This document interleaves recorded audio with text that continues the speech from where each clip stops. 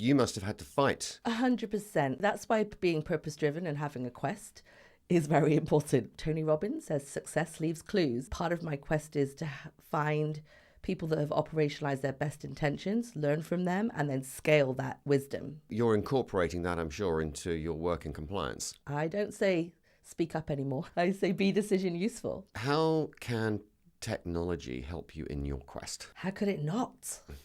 Given the scale of the quest, we have at our fingertips technology that can help us do hard things well at scale. You talked about shifting compliance from the Office of No to the Office of Unlock. Because my team identified as the Office of Unlock, they were asked to consider themselves as people that unlock deals, not block deals. Anything to do with risk, generally the answer is no. Hence the Office of No. I'm like, oh, hold on. One coin, two sides. Risk, opportunity. There's almost a thread of empathy that's for me there, because you're being empathetic to the sales team and you're saying, I want to help you get to your end goal. It's empathy at scale. The technology will help us do empathy at scale. Dr. Hemma Lomax, thank you so much for joining us and for doing this. You have had a fascinating career, and your career path to me is really interesting. And I wondered whether you could talk through that career path, but I wanted to go right back because as I've got to know you, I think you're a very driven person.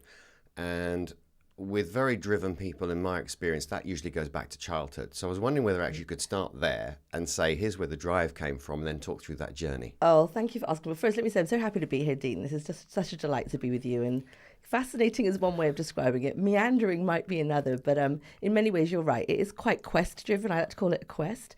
And if I think back to why, I had some weird tendencies when I was a child. I used to see on the news things like planes falling out of the sky in war. And I would be asking why. Like, why would those things happen? How does a plane fall out of the sky? How do people pick up machetes and kill each other? Not a light start, but, you know, as a kid, you saw that on the TV a lot. And it was certainly quite disturbing to me. And so I was always wondering, why does that happen? You know, whether it's bullying at school or domestic violence, whatever it is you see, I started to get quite curious. And maybe I had some kind of savior complex. So I was like, maybe someone can do something about these things. So that sounds trivial, but it certainly carried through. When I was 16, I was an exchange student in the US. And a business school teacher asked us all to go home and write a resume and a cover letter for our ideal job. And I thought, well, gosh, what would be the ideal job if you've got a quest? And so I thought, oh, I'll be Secretary General of the UN. I thought to myself. What else? At the time, it was Boutros Ghali. So I was like, I'll be Hemma. And somehow, don't ask me how, because we didn't have the internet then. I'm showing my age then. I found the resumes, the CVs of the seven former Secretary Generals. And I looked at them. I was like, okay, they're either in the military or they're doctors or they're lawyers or they're teachers. I'll do some of that. I didn't want to be in the military because, again, I was worried about war, but I thought I'll pick two of those. So I was very determined at the age of 16 to do that. And it won't surprise you that by the age of 21, I had a job at the United Nations. So that tells you, once you've got a quest and a goal, it can be quite powerful. Yeah. So then moving on to the actual career. I did start at the United Nations. I studied law with languages. I interned at the United Nations. That turned into 2 internships, turned into a job, and off I was. But, you know, then the quest, right? So we get to the real quest. What makes a difference was my question. So I thought maybe world politics, maybe world treaties would make a difference. Not so much is what I learned quickly. Then I went into looking at criminal law. At the time, the International Criminal Court was being developed. I thought, oh, maybe prosecuting individuals is a good deterrent. You know, I got into being a criminal barrister in the UK to learn that craft. And yes, you know, of course it's a deterrent, but not a very ideal system either. Then I thought, okay, what about governments? Maybe governments make the difference. So I went to work as a legislative drafter, Parliamentary Council in London, not very far from here. Wonderful experience. But again, you know, laws on their own maybe don't make a difference is my thread. And then went to prosecute. I thought, okay, well, let's enforce these laws. And that was when I moved to the United States and started at the Securities and Exchange Commission, spent a good time there learning about corporations. And a quick aside, when I did law school, I didn't want to work for a corporation. I studied human rights. But at some point, it dawned on me that actually it's where the money and the resource is. Got to make a living. Just a theory. I'm just testing out theories as part of this quest. Let's see if, also got to make a living. Very true. Criminal bar and the UN didn't pay that much. But yes, get to SEC to learn how companies work. And again, as a prosecutor, you don't really get to see what's happening inside. You don't really get to work on the preventative piece. So From the SDC, about 11 years there, I decided to move in-house. And a small-known company, Disney, invited me to move in. I thought, oh, look, Disney with a big brand, a company that says it cares, a company can have a big impact. That's got to be the place I can learn something about the behaviours that will influence you to make this decision here or this decision here. And let's be clear, it's all about decision-making in the end, isn't it? It's what influences somebody to do left or right, and with the assumption there's a good and a bad choice. So anyway, meandering, I've gone through Disney, massive conglomerate, Snapchat, social media, again, very influential at the time. People were being very influenced by social media. Then I went to Zendesk customer support, this idea of where do we interact the most? Gosh, we're all consumers, customer support, customer experience.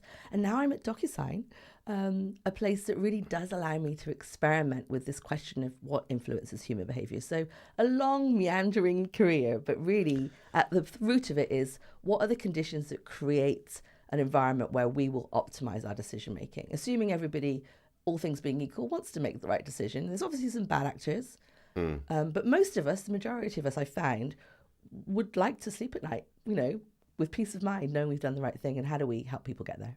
When you say long and meandering, you make it kind of sound like it was really easy and I was just having a lovely time going through. And it wouldn't have been. I mean, I've got a background, going back to the law part, I've got a background in law. I know from certainly my time when I started early 90s to mid 90s, it was, as an industry, it was sexist, racist.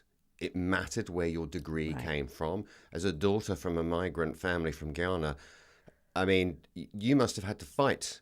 I imagine in that period, I'm sure it's got much better. I'd like to think it's got much better, but you'd have had to fight that. And that's not a meandering. 100%. And that's why actually, so I could talk about that, but I'll say that's why being purpose-driven and having a quest is very important, because you... put you in fighting mode, maybe? Well, so it's funny you asked that. I was just thinking about that last night, actually. I was speaking to one of your colleagues about outrage, this idea of being I was outraged at planes falling out of the sky, and I was outraged at war, but outrage only gets you so far. And so one of the things you have to learn, it's almost like the universe keeps presenting you with things to be outraged about until you learn how to deal with them. So I would say, in my very glass half full positive light, of course there were challenges, of course there were difficulties, whether it was racism, sexism, toxicity, whatever it is, right? I've moved different countries, I've navigated professions that I didn't belong in, objectively, and I found my way in and then found my way out. And both of those things took courage. But what did I say? Courage is not the absence of fear. It's knowing something else is more important than your fear. And so at those turning points, again, and look, what am I saying? You have to learn yourself before you can guide others. There will be moments when you have to make decisions, in the round with all things considered. And oftentimes your survivor brain will keep you small.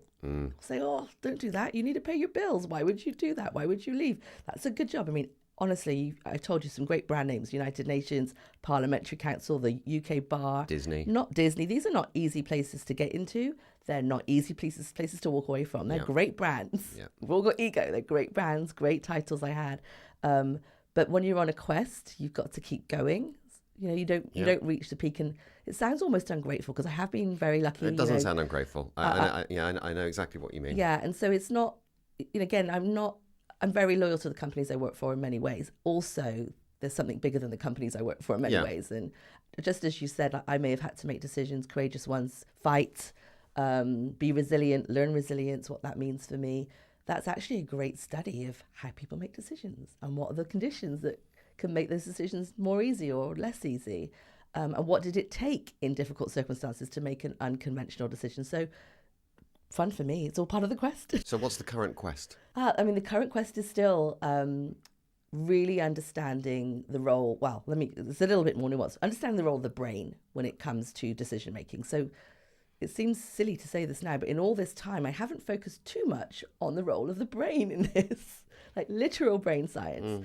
And the other thing is what the brain needs is purpose. And so what I'm trying to do is find ways that I can encourage people to be decision useful. What does that mean? That means in your quest to be a good employee, it's really easy to just want to please your boss. But what the boss really needs is helpful information for them to make a decision. So this idea of decision science and the role of the brain, that's my latest angle, let's say. The quest is the same, but the angle is, what can we learn about ourselves and the way we make decisions and the way we react that might help us. I'm hoping that will be useful information. It's a big alignment with AI right now. I mean, it's the same thing. Exactly. How do we get good decision making out of the machines? Actually, it's interesting that you're talking about actionable insight or decision. What was the phrase you used? I'm sorry, decision making. Be decision useful. Decision useful. Yes. Look for decision useful information, and also be a creator of decision useful information for others. Yeah, and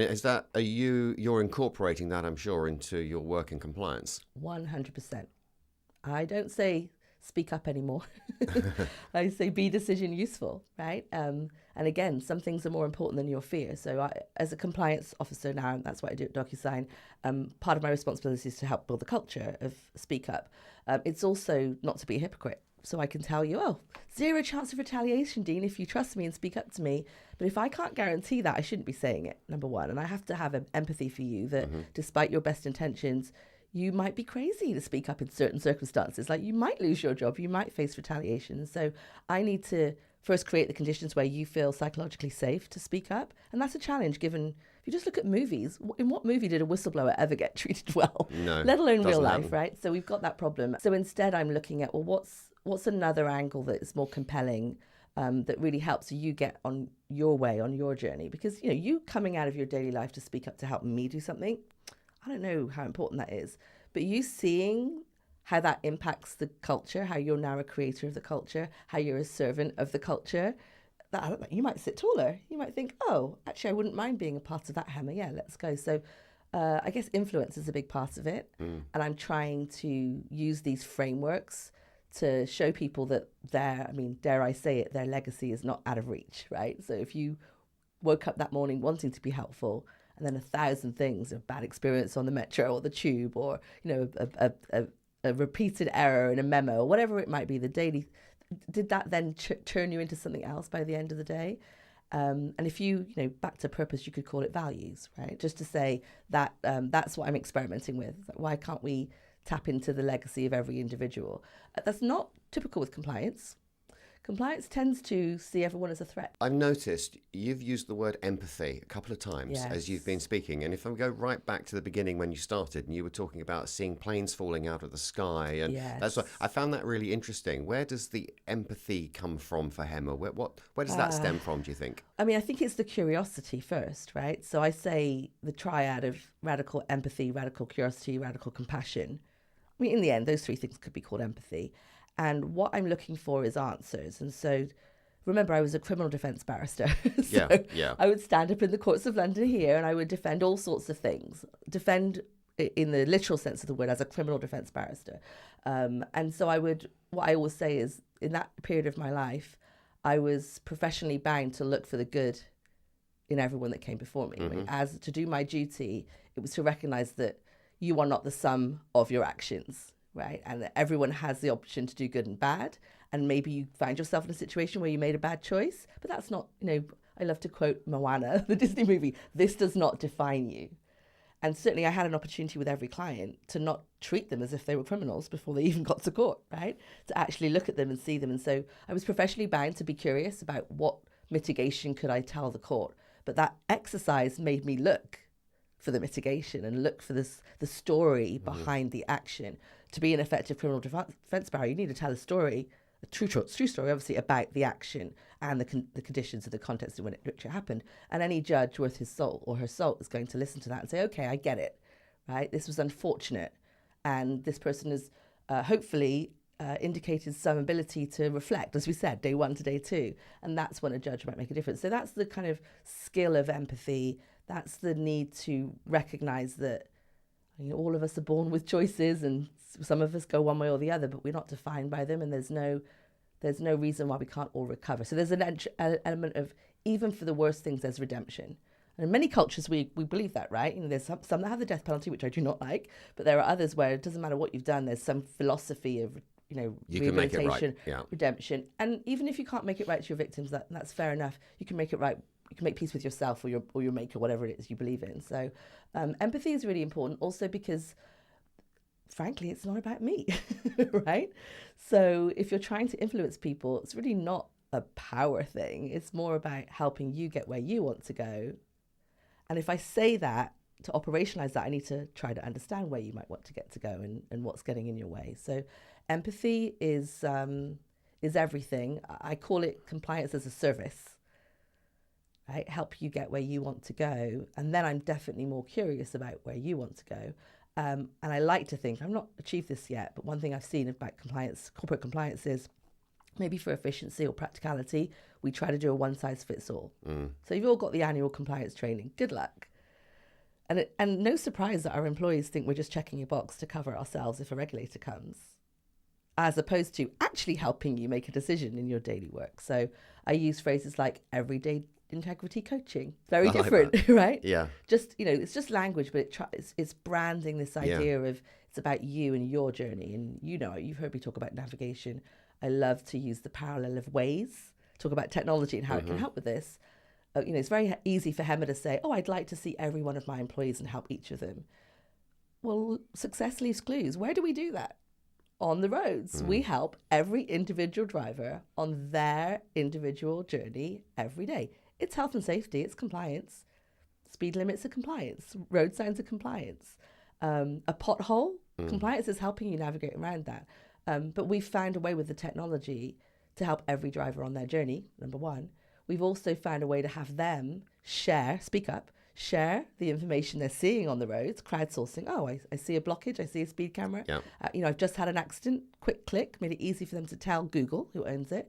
Google then leverages the technology of millions of data points instantly with the algorithms and the AI. I'm not technical, but they do something magical back there with the technology. And if you're driving here on Worship Street and you see an obstacle, Google can let me, a complete stranger, know about that obstacle within seconds. Oh, now what are we doing? Now we're helping each other make decisions. Yeah. And let's be clear, is decision useful? Because you have choices as you approach a historically dangerous intersection. You can do nothing. Take a chance. It's your risk tolerance. You got to be somewhere. You keep going. It's up to you, though. It's your choice. It gives you agency. You can slow down. You can take another route.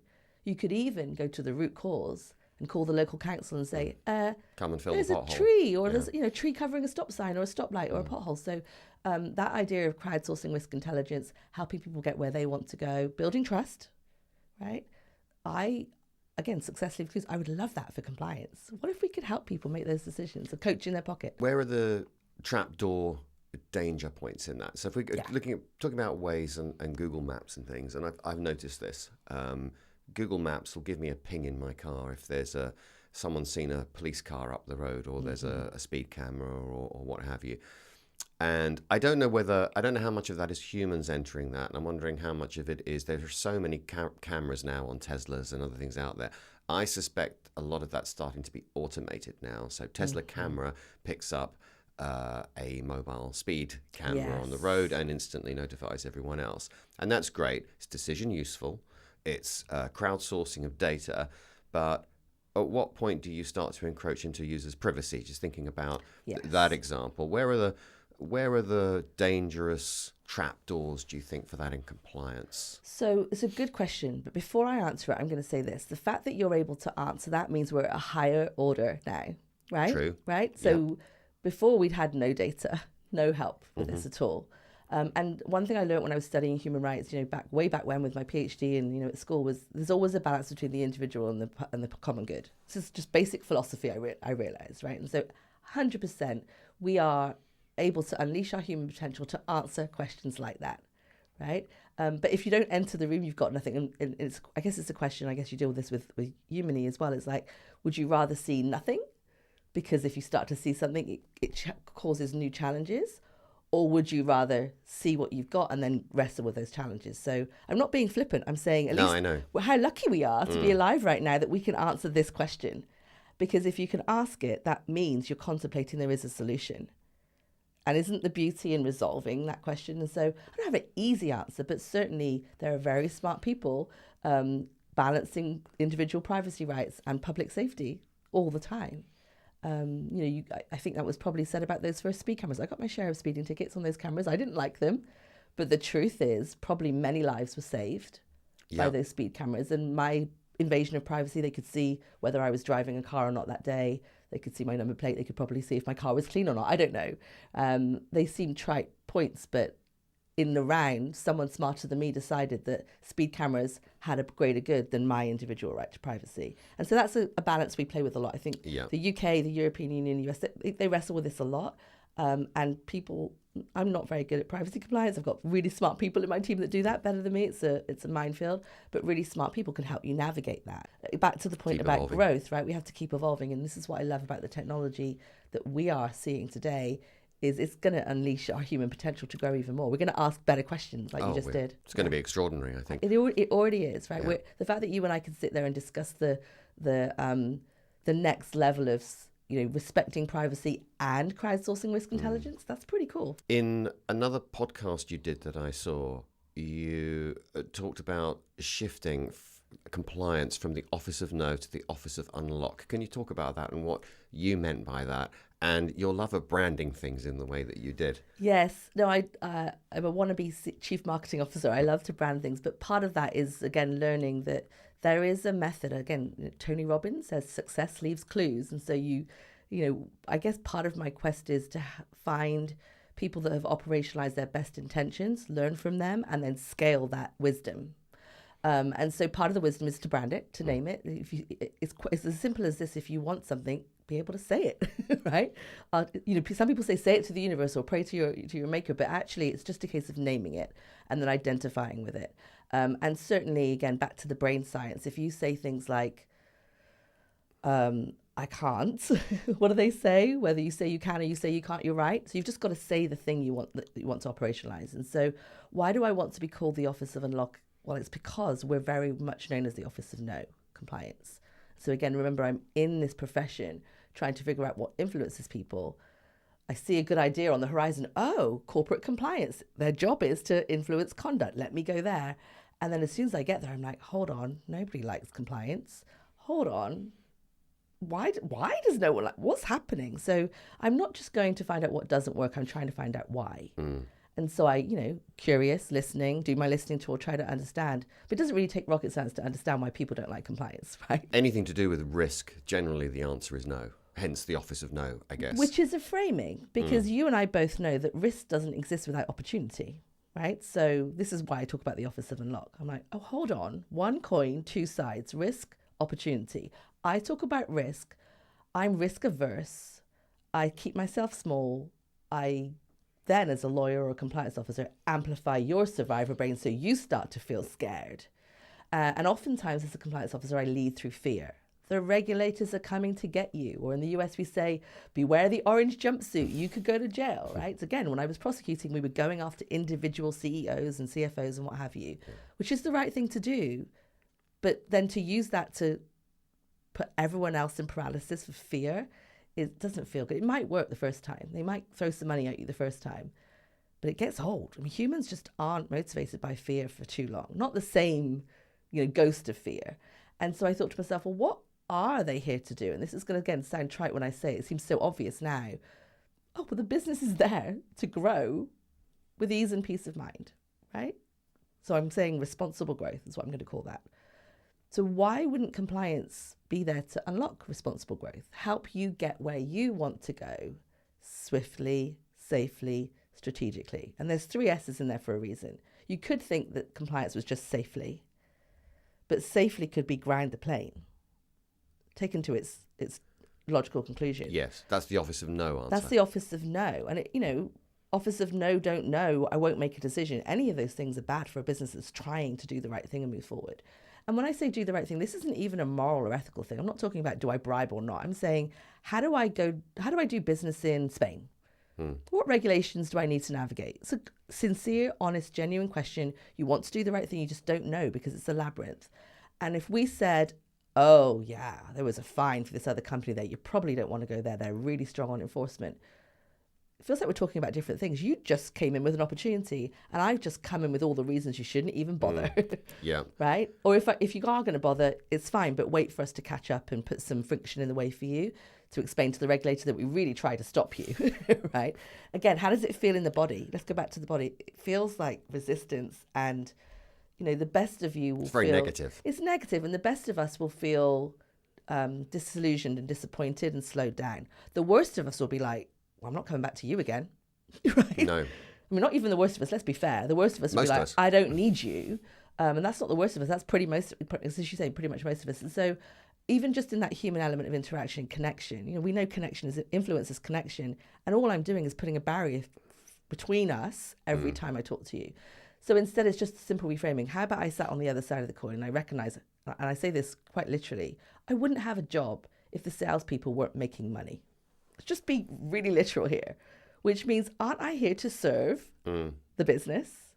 And I don't mean, again, undying loyalty. Yeah, do what you want. I'll cover it. That's not what I'm saying. I'm saying, let me help you get there with peace of mind. And so the Office of Unlock is that framing. It's naming something for my team first. Guys, if you think of yourself as the Office of No, you're going to show up as the Office of No. You need to think of yourself as the Office of Unlock. And I'll give you a concrete example of this. So I had a team of 56, mainly security compliance people in one of my roles.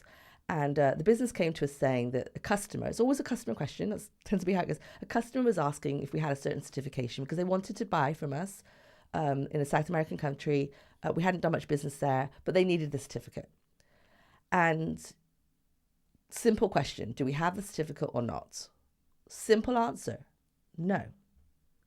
If we left it at that, if we were just compliance, the Office of No, we'd done our job and we moved to the next question. We've got plenty of work to do. We haven't got time.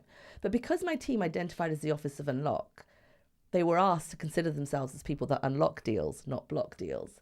They asked a few more questions. So they asked what the certification was in substance. They looked at the requirements of the certification. They mapped it against certifications we did have in other jurisdictions. They were able to say, you know what, we have 80% of what they want on the certification. They didn't stop there. Of the delta, the 20%, we've got 13% of that on our roadmap. And it will probably take us 18 months, but it's on our roadmap. And that other 2% we're not going to do. We're just, for various strategic reasons, we're not going to do it. But with that information, useful information, the sales team could go back to the customer and they could say what I just said. And the customer, who has its own risk tolerance, can manage its risk. You know what? Substance over form. We don't need the checkbox of certificate. We need the trust. And what you've just told us is more than we actually expected. Let's be real. Let's go ahead. So what did that team do, having branded themselves as the Office of Unlock? They did a few small things, really relatively small things, to move that deal along. They unlocked the deal. Not insignificant. They unlocked the industry, the financial services industry, because that customer wasn't the only customer like that. They gave marketing a tool to go to those customers. Turns out that certification was quite popular in the whole of the region. Oh, hold on. You've unlocked the region. And so, what team did this? The Office of No? I mean, that team won a big impact award at that company for that work. And it was just a simple change in mindset that meant they showed up as a different identity. So that's why I think it's really powerful. There's almost a thread of empathy for me there that's, again, coming through. Yes. Because you're being empathetic to the sales team and you're saying, I want to help you get to your end goal. So whereas the traditional way of risk management, certainly in a poorly run compliance team, is the Office of No. It's there's risk, no. It takes empathy to go, I'm going to do what I can to try and help you get there. And I might fail. I might only get 80%. Maybe it wasn't enough in certain cases. But I love that. It's empathetic compliance management. And it has to be, because back to compliance as a service, which I love because it's Compass. Just happens to be Compass compliance as a service. You're a servant, really. You're not, again, is it about you? I mean, and no criticism of anyone. I'm guilty of this. We all are. But it would be so easy to say, oh, damn sales team. They know we haven't got this. Why are they asking? They just want to make a sale. Don't they know we're busy? We haven't got time for another certification. Do you know how expensive those are? You have to be. I mean, that narrative is very natural. It's very common. It's very common. It's very natural. I have empathy with that narrative. But also, what are we doing right now? Who are we again? And again, another Disney movie, Lion King, remember who you are. Which is easy to say, remember who you are. But if you think you're the police, if you think you're the gatekeepers, if you think you're the hero saving the company from an orange jumpsuit, you will do some risk-averse stuff. And is that common because the compliance team has normally been set up? It's almost, it's a little silo within most companies, isn't it? The compliance. It's maybe they don't feel like they're ever part of the company. And what you're doing is you're actually making them part, you're contributing to P&L and growth. We have to see us. So, and it's an interesting thing you say. We have to see ourselves as that. So that's back to the brand thing. Because again, easy for human nature. I don't feel part of the company and then you blame someone else for that. I'm siloed. No one puts me in the room. But another way is like, if I brand myself as useful in the room, of course I'm going to be invited into the room. Does that make sense? Yeah, it makes perfect It won't sense. surprise you that the head of the region, after that deal, when they wanted to do some objectively risky things like sell to the public sector, not risky in terms of bad behavior, but just risky because there's a lot of regulation, the first thing they did was call us into the room. Right? It wasn't the last thing, which we end up being an afterthought if we're called into the room, just because we sit in that role. So that's another thing about your legacy. It's not out of reach, right? It's one thing to sit there and say, oh, we've been set up as an industry, as a siloed function that's just over in the side. And let's be fair, we've been set up as an industry out of fear, right? Enforcement fines go high, for example, on the Foreign Corrupt Practices Act in the US. And the companies say, oh, this is a real threat to our bottom line. Let's pay some people to protect us. But really what you want is the culture piece. And many, many companies understand this now. There's a lot more dialogue now about culture drives value, culture drives performance, culture drives conduct. There's a gentleman, David Meltzer, that says happiness is not the pursuit of happiness. Happiness is the pursuit, the consistent, persistent, without quit pursuit of your potential. How do you make that shift from Office of No to Office of Unlock? How do you get the buy-in from the board to make those changes and that cultural shift in a larger team? That's a lot more difficult than building from scratch. It's definitely a challenge, but again, how lucky we are to be dealing with that challenge, right? So I feel very fortunate that I get to do that. I'm not going to sit here and say I've cracked it. Having said that, some of the things we've talked about, I think, are the answer. And again, I love my current job because they trust me to experiment with this, right? So number one, let's use my time at Disney as inspiration. Storytelling. We've just told a story. Right, we've just told a story, right? Success leaves clues, I said, right? So whether you're small or big, the story stands, right? This gentleman, this lady, they were able to create this culture that meant their team was thriving and it was profitable. Yes, they started from scratch. Isn't it nice to close down and start again, someone might say. But again, we're now at the higher order question. Okay, so fine, it's maybe easier to do that from scratch. Let's be clear, all companies started from scratch. But every CEO gets a chance to start from scratch. True. Every human gets to reinvent themselves. As a leader, I can make a mistake one day, turn up the next day and be transformed. And being disruptive and transformative, those are the buzzwords in corporate America around the globe right now. So no one's going to mind if you turn up with an intention and you start to operationalize it, number one. Number two, branding it. I've just talked about branding it. You know about Disney because of their branding, right? Doesn't matter. They have a brand and they've, for decades, thrived on that brand. Number three, social media, what I learned at Snapchat, right? How are we going to get the brand out? So it's all very well you and I sitting in this room having a chat, but you've now put me on a podcast, right? Which means hopefully we can repeat the story.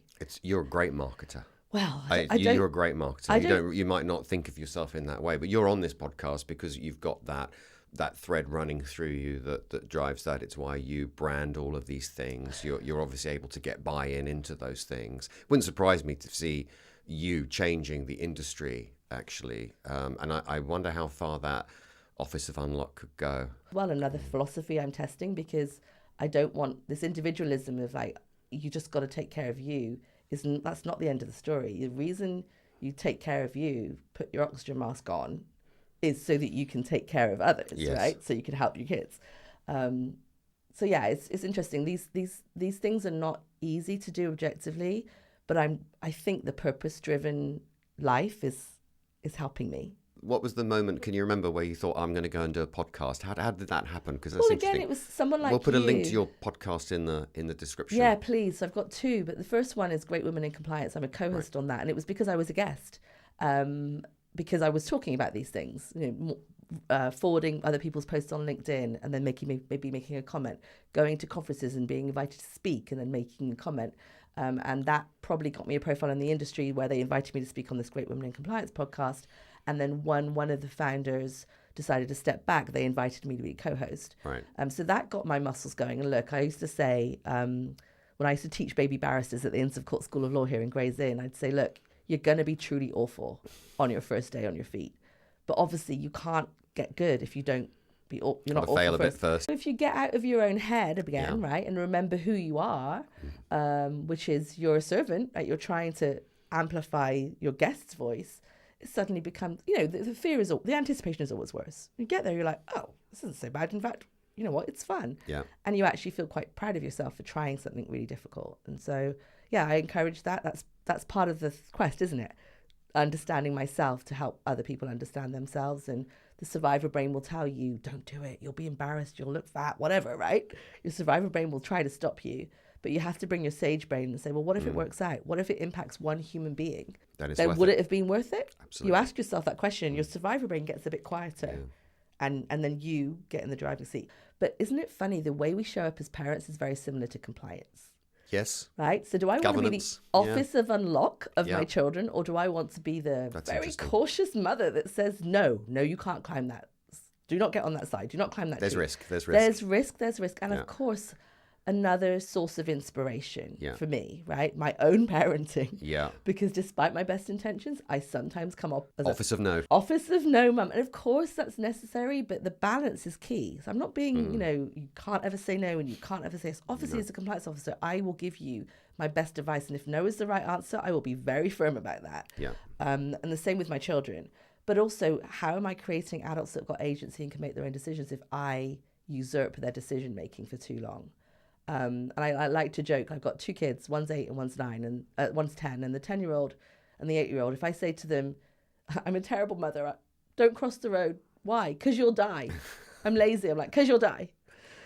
And what that really does is one of them will never cross the road without me, and one of them will always cross the road when I'm not. Okay. Think about that, right? One will be paralyzed and never cross the road without me. Another will be like, okay, she's not looking, run. Yeah. And think about that. That's what the business will do. Yeah. Right? That's I'm creating one of those two things. Mm. And the most of my work is those people that said, oh, I must check in with compliance before I do anything. And they're not actually capable of thinking anymore. Yeah. Let's be fair. I'm not criticizing. No. But we've told them, gosh, every compliance question in the training I've seen is 4 questions, one question, a multiple choice. And it's 3 silly things. And the last one is called compliance. The right answer is, we don't trust you to make a decision. Come to us, as if we know. We're not on the road, we're not driving, but we reduce the agency. So I think that's important. The child or the employee could also reframe the question. So in your example, the better question maybe is, Mum, can you help me cross the road safely? 100%. Mum, at some point in my life, I'm going to need to get across the road. Yeah, show me what decisions do I need? What the playbook? Factors? Yeah, what's the playbook? Yeah, what factors should I consider? And we know the answer, right? Look left, look right, listen, look. When I was a child, green cross code, man. Yeah, if you remember those commercials that were on TV, I say commercials because I've been in the US, advertisements that were in TV.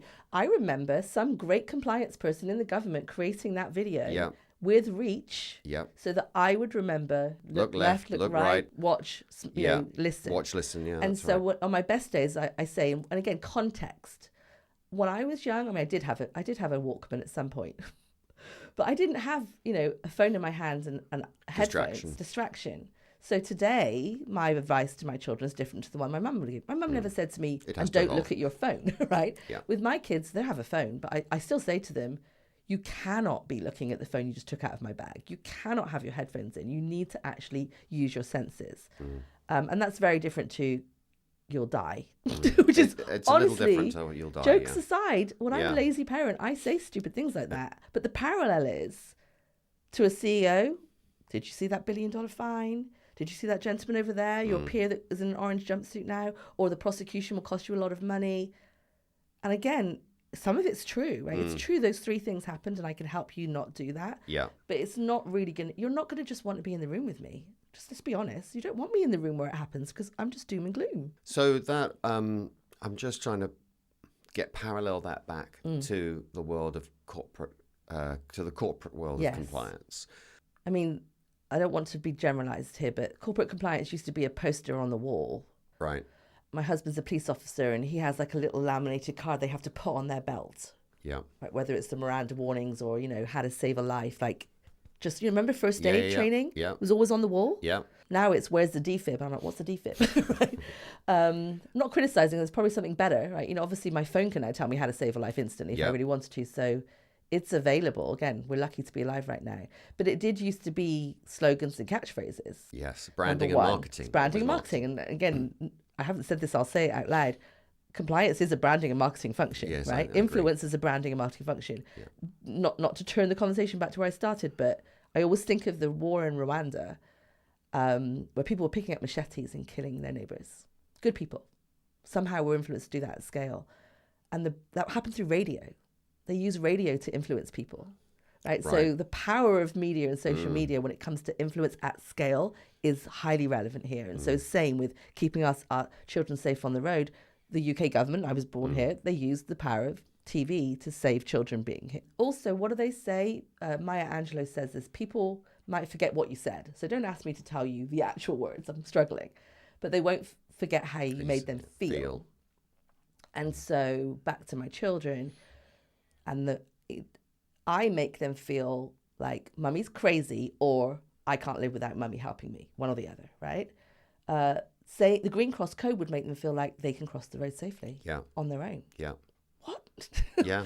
It's just and agency. almost feel like they just know that. So let's lean into that a second, because there's another branding framing I've inherited and I use a lot, which is if I come in as the hero mum, hero compliance officer, hero salesperson, who the person on the other side is my child, my employee, or my customer. Okay? If I'm the hero, what does that make them on the other side of the table? They're the villain. Oops, hold on. Yeah, whoops. Hold on. It wasn't what I meant to do, and let's be clear. You're naughty if you cross the road without mummy. You're stupid because you don't know how to get there safely. You're not an adult. Only adults know. It's not very empowering, is it? Not great, no. Right? Employee, you're the insider threat. And I need to protect the company from you. That's the message we're giving. Customer, I've got a tool that will help you do what you couldn't do yourself. It's very common, but think about that for a second, right? Now let's flip it. I'm going to let you be the hero in the story. My kids. Good job. You crossed the road safely. You did the things you need to do, right? Employee, you're going to make some money and I'm going to clear the runway, help you fly safely and help you land safely. But you're the one that builds the plane, decides where you're going. It's your business. It's your revenue. You did that. So when my employees come to me with a thing they want to do, genuinely, I try to find the interest in that. I'm like, that's such a cool opportunity. Yeah. That's really exciting. How do I make you the hero? What a great initiative. Let's get you moving. What can I do to get out of your way? Clear the runway for you. Same with the customer, right? It's like, we're going to be the guide. We're going to be the Dumbledore or the Gandalf, or even better, I don't know if your listeners have watched Ocean's 11. We're going to be the Danny Ocean. I'm sure they have. Right? It's not the wise sage that tells you. I mean, I watched Harry Potter on stage, not here, but in New York, the show, when he's a lot older. I don't know if you know the stories. Well, anyway, Dumbledore, if you know Dumbledore, he's the wise sage. But Harry Potter in adulthood is really mad with Dumbledore. He's like, you just stood there giving me words of wisdom and I did the painful stuff. I did the work. Right? And what he needed was a bit more support. He needed the army of his friends, actually, right? And so what I like to be able to do now is be a bit more Danny Ocean. Oh, you want to open an office in Lisbon? Let's get the right people in the room to help make that happen. Help you make that happen. Not me. I'm not doing it. I know I said my team got an award because it was so different. They didn't get the award alone. They were right there getting the award with the sales team, with the IT team, with the security team, all the people that worked on unlocking that market. Like I said, my team did their bit, but that's not the only part of the sale. So there's a cost to that. Yeah. Which needs to obviously then feed into the business case. How are you finding that part working with it? How does the Office of Unlock get funded and get, in a way, credited with an element of that P&L? Yes, that's really interesting. We like to talk about the ROI because, again, we're branded as a cost center. Yep. We're not revenue generating traditionally. So no surprise that I've come to the Office of Unlock, because now we're considered as an integral part of unlocking that region, that jurisdiction. If we wanted to, if we were clever, we would monetize it. We would take credit for our part of that revenue. Yep. I say our part because I'm not saying take credit for the revenue. I'm saying our part. Yep. We would take credit for retention. It's a shadow P&L at least. Yeah, I mean, you know the cost of retention. You know the cost of losing a deal. And you hear I didn't add to the list yet potential regulatory fines. We tend to sit in that space, again, the fear space. But the truth is, if we do our part to help you take off, fly and land safely, we are part of the team that help that plain. Absolutely, and that in itself makes you a competitive edge for any company that has you in its compliance team. I mean, let's be literal about it. I mean, that we get a lot of customer questionnaires. Why? Because they need trust, right? Customers need trust right now, and part of the trust brand is how you manage compliance. And again, any customer worth their salt who really cares about this won't think that just because you've got policies in place that you've checked a box, I can now trust you. We're a bit more, again, like how lucky we are to be alive, and we can expect more from each other now. So they'll want to know that it means something, right? They'll want to know that the culture is such that their investment is safe, or their brand is safe, or their supply chain is safe. The privacy of their employees is safe. They want to know these things, and it's our job to make sure. And look, in tech, I don't want to overstate it, but in tech, it's arguable that you're not selling tech, you're selling trust. It's true. Right? And so, although I call myself a compliance officer, I told you I've got very smart people that do privacy compliance and very smart people that do security, cyber compliance. These things are all forms of compliance. But if we stick with the old policy plus annual training, we're kind of kidding ourselves that we're being effective.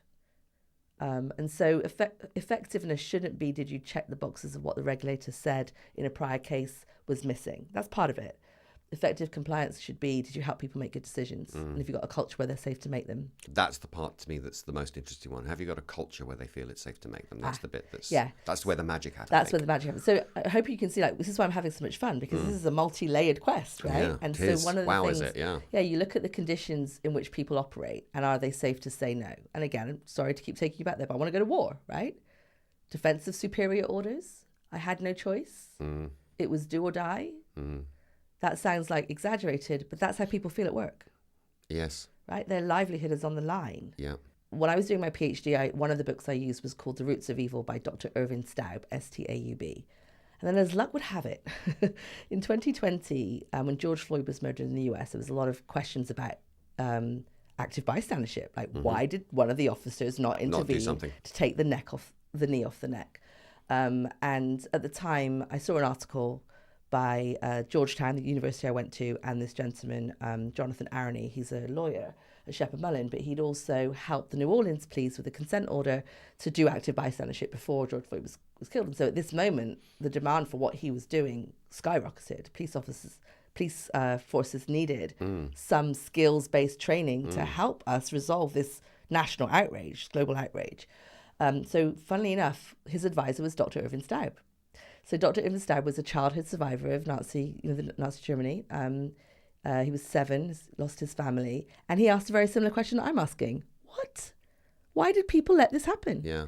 And what he learned was you can teach humans to do the right thing.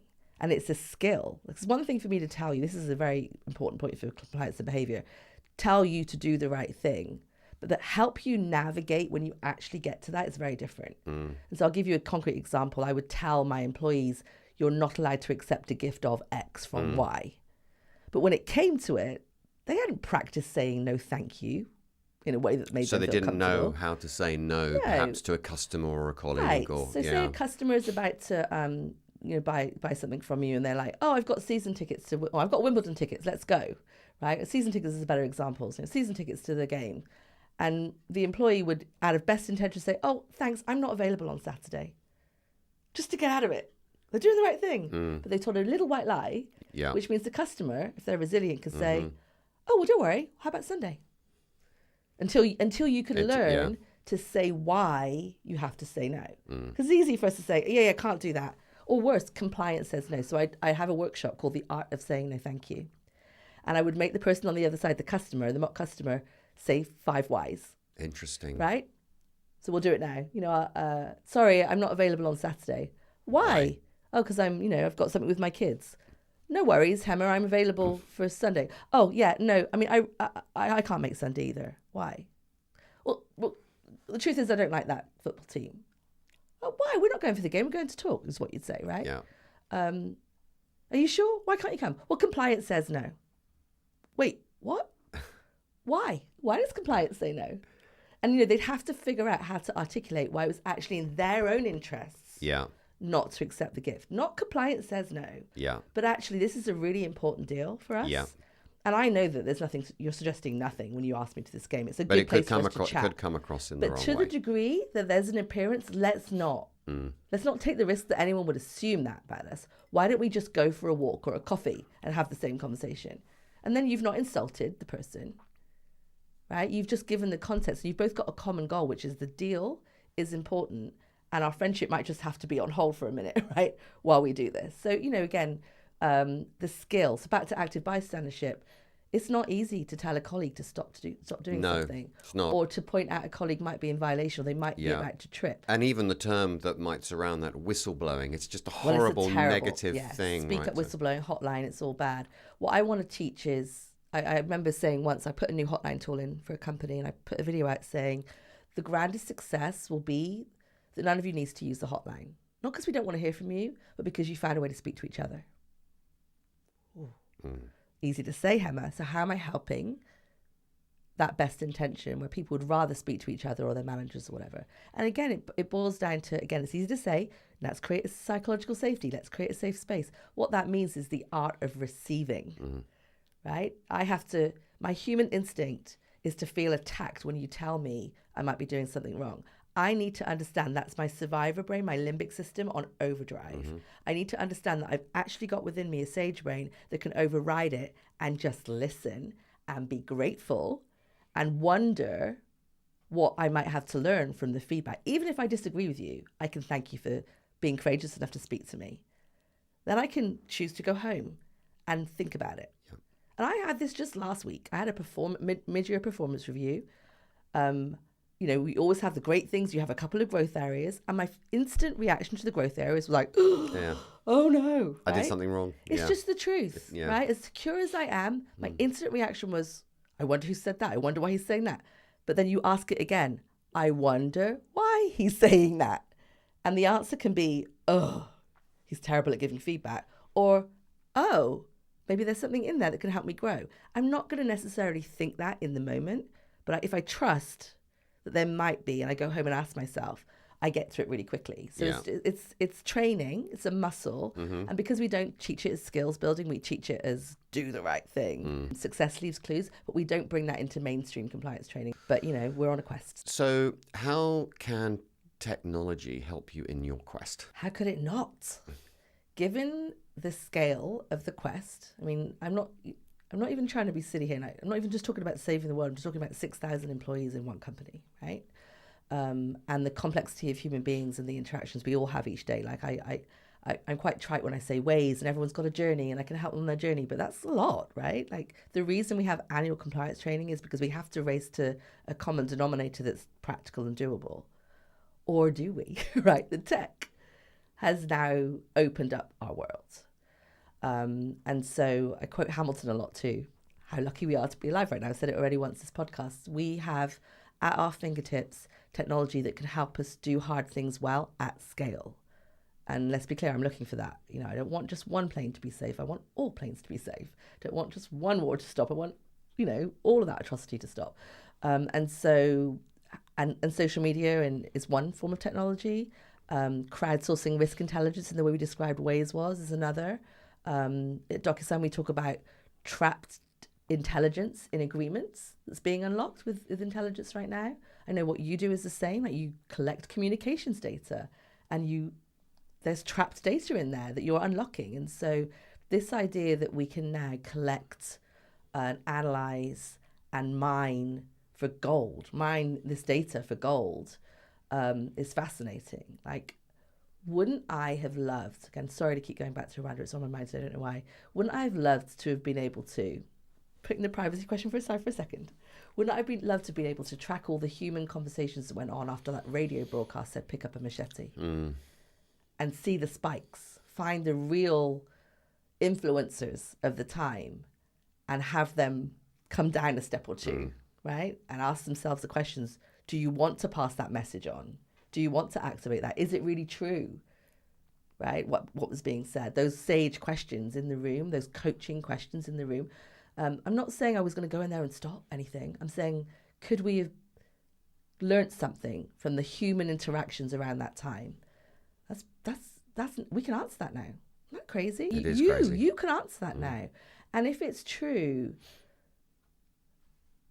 that decisions are made in the mind and then with other people, like, then that's where the intelligence is. It's in the communications at the end of the day. It's in the communications. I mean, I said that, I think I said this yesterday, the truth is in the communications. And the sentiment is in the communications as well. And I'll go one step further. Your listeners are going to think I'm crazy, but the truth is in your brain as well. So there is technology right now that can tell you what your limbic system's doing at any one time. It's wearables.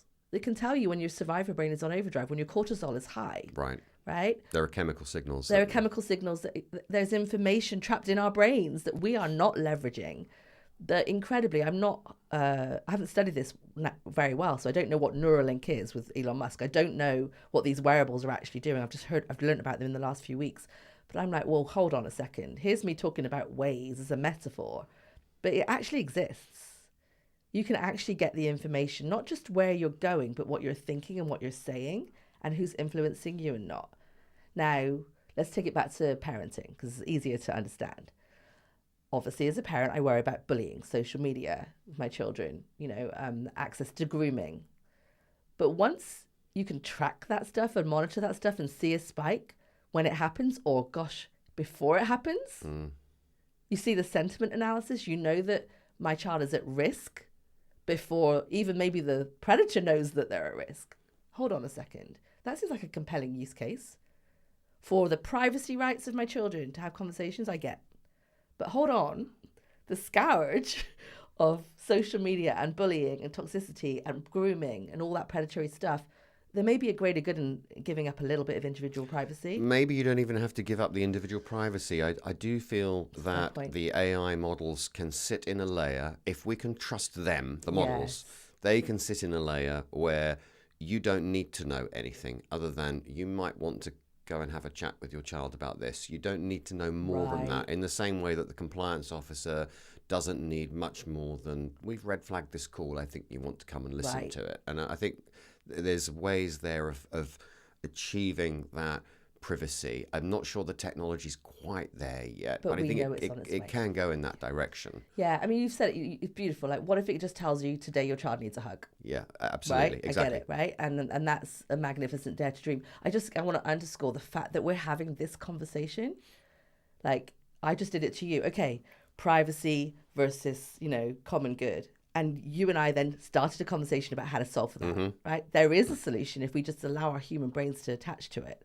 But we wouldn't be having this conversation about, ways of anonymizing, but also protecting. So this is the beauty of the human mind, that we are so powerful. We can come up with great solutions at scale, and brilliant engineers and technologists can create tooling that may, we might be scared because humans like the status quo, but the raw truth is technology is going to advance these things massively. And so I hope it comes across. I am super excited about where the technology can take us. Yeah. I trust humans, smart people like you, my privacy colleagues, my security colleagues, to ask the right questions and answer them to the satisfaction of many, not all, but many. In some cases, the ship sailed, right? It's totally sailed, yeah. And you're right, whatever's not here, dare to dream, dare to name it, dare to say we could have intelligent insights from human conversations or human thoughts. Gosh. Well, what we need the Office of Unlock to help us get there. So our quest is safe AI, trustable AI that does the right thing. Right. If that's our goal, we need an Office of Unlock, really, that helps us get there, don't we? And now compliance seems like a really useful companion, a really useful guide, and a really useful Danny Ocean, right? If I can help brilliant engineers like you do hard things well and safely and strategically and swiftly by having these difficult conversations, the world-changing conversations like how do we balance protection of our children with their privacy? It's a really good question. The answer's not simple, but it's not out of our reach. No, quite. Back to your legacy is not out of reach. You can do massive good and mitigate massive harm. And again, let's just go back to my quest.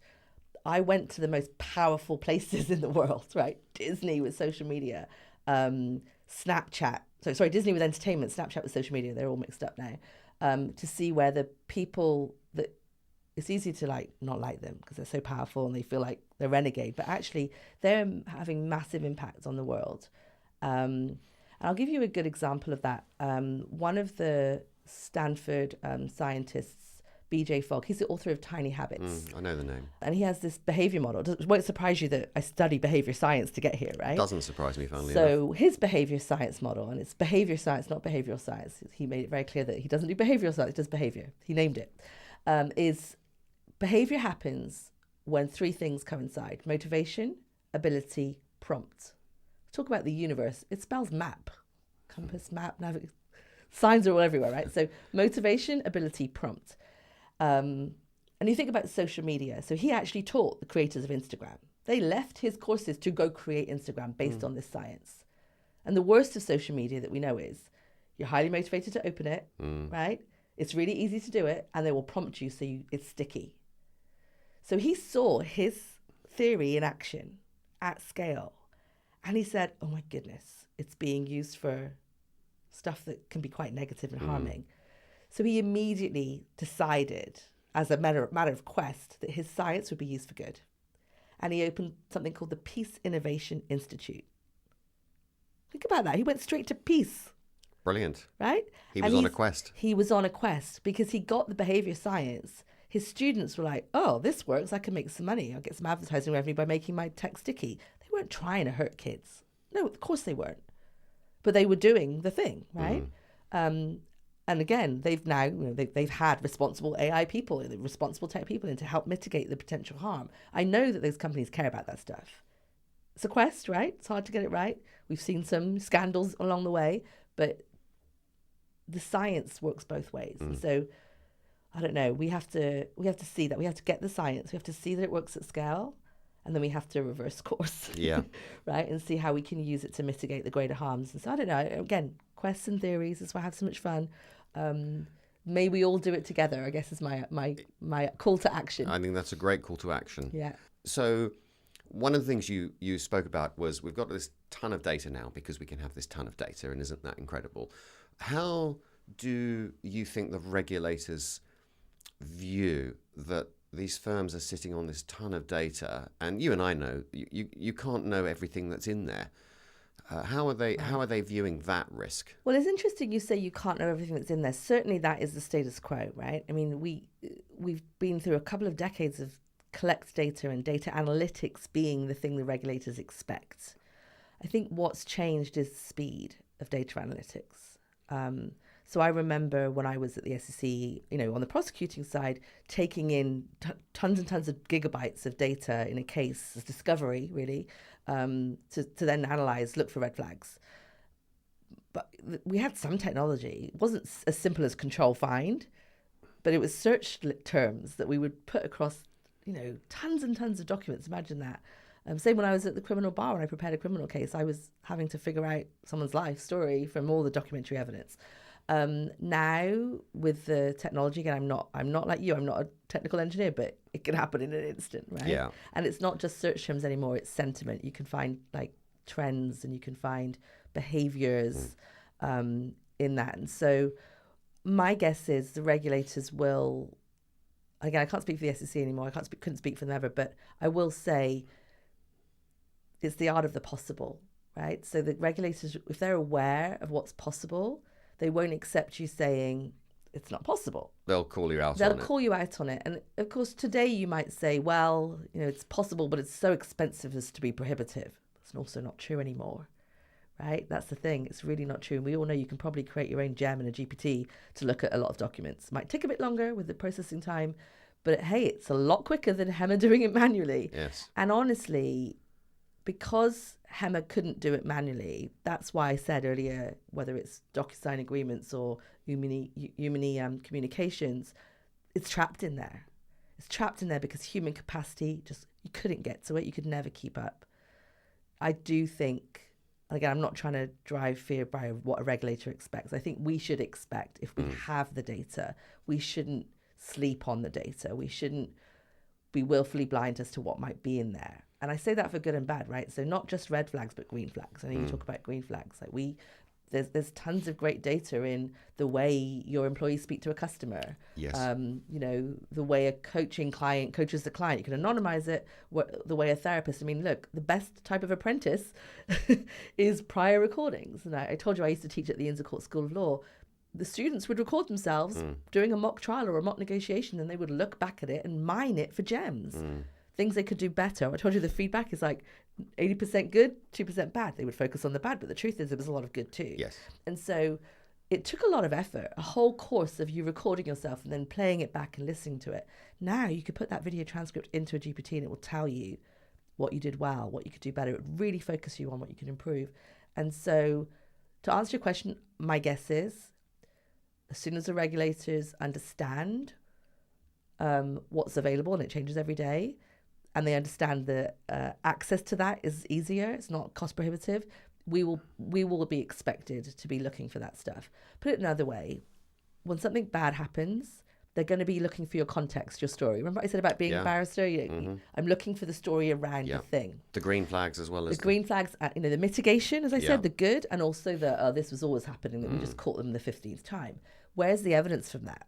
It's in the data, and it's now accessible. Both the regulators and the companies can do the discovery themselves at lightning speed. So I think, again, it's a seismic shift when it comes to our ability to use the data and the expectations that we will. And certainly if I was prosecuting now, I would be very curious as to why resources weren't put into unlocking the intelligence, whether it's risk intelligence, opportunity intelligence in your data. Yeah, I agree with you. It's interesting to me that the regulators are requiring firms to record stuff, but they're not requiring them to do anything with those recordings other than have them available in the event of a problem. And that's something that needs to shift, I think, inside the regulator as they become aware that technologies are available. And I think you're onto something. Yeah. I think it will, but I'll tell you how they require it now. They do require it. They require it in the expectations when you're caught, right? So there's one thing to say on the front end, you must collect. But when we get to cooperation and credit for cooperation and, how have you behaved now that you found something wrong, they want to see that you've taken all reasonable steps to mitigate, prevent and detect. I mean, prevent and detect, as much as I don't like focusing on prevent and detect, that's what we're doing. Like, you have the ability to prevent and detect in your communications, in your storage. And so, you should be looking at it. What's the regulator's role in the Office of Unlock? That's a great question. I'm glad you asked that, because people forget, again, I'm talking about the SEC because that's where I work, the US Securities and Exchange Commission. It has a tripartite mission. It's not just protect investors from, fraudulent companies. It's capital formation and healthy functioning markets. Hold on. 2 of the 3 are the same as all the CEOs, right? So it's capital formation and healthy functioning markets. There is a combined goal. And again, it's not that the companies don't want to protect investors. I mean, that's their blood. So if we can help you all get where you want to go, there's actually lots of opportunity to work together. And I will say, I've seen this on both sides of the pond. The regulators are really interested. I mean, let's be fair. If you're sitting in Whitehall, you're not necessarily at the front of what's happening with AI. So they want to learn. And they're very curious. There's lots of working groups. There's lots of councils where private, public sector participation, where you can learn from each other. And so I think there's aligned goals. We do well to remember it as prosecutors and regulators, that we've got aligned goals. Again, as a SEC enforcement attorney, I could think of myself as the Office of Unlocking Healthy Markets. And then the way I interview a CEO is very different. I'm not just here to win a case and prosecute you. I'm here to help the industry up level. And we did a lot of that. We did a lot of industry best practices. We couldn't tell you how to run your company, but we could showcase industry best practices. And there's lots of declinations to prosecute, where instead of a press release saying everything you did bad, they'll say, okay, this thing was found. It's normal. There's going to be bad things. But this company got a declination. We didn't prosecute because they did this. They collected the communications. They analyzed the communications. They took the intelligence. They tried. They learnt from it. They tried. Right? Yeah. That's a great story. You may never even get to prosecution if you can show that the bad thing was an aberration, but actually 90% of your people are doing exactly what they should, and your compliance program is actually effective. Your culture is actually healthy. That's why I'm such a fan of green flags, because Right. I think that really helps a business present the full picture and not just the bad things. It's the ability to say, look at everything we're doing right. I think that's really interesting. And to bring us full circle, I said that my career was meandering, but you can now see, as a criminal barrister, I'm standing there looking for the green flags for the criminal defence, the individual, sitting. Empathy. It's empathy. And so it's you're making me feel good about this, really. It's empathy at scale. The technology will help us do empathy at scale. Hemma, thank you. Thank you. So much fun. Hemma, do you think that people watching this should like and subscribe? Oh my goodness. I mean, reach. We need reach. So Yeah. please like and subscribe, not just because it helps us, but because it means that your followers, your community will also see this. And as Dean and I said earlier, if we can inspire one person to do something different, we're not going to do this together. I think if anything, I've realized my superpower is going to be in trying to influence others to come on this quest with me. So liking and subscribing is not just a click, it's actually quite powerful. So please like and subscribe. I love that. Thank you. Thank you.